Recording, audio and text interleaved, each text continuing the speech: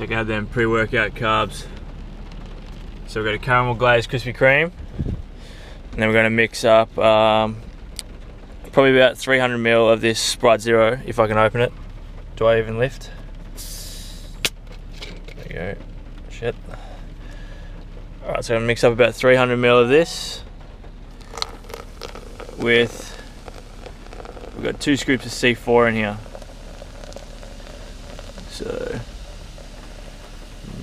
that's about enough, I think. It's about 300 ml. So we'll shake this up. Then we're going to have this now. It's about 30 minutes before my workout. Training arms today with Simon Quiddington. So I'll get a clip of him after our workout and I'll introduce you guys to him. So this is my pre-workout. Got 2 scoops of C4 with 300 ml of Sprite Zero and 1 Krispy Kreme.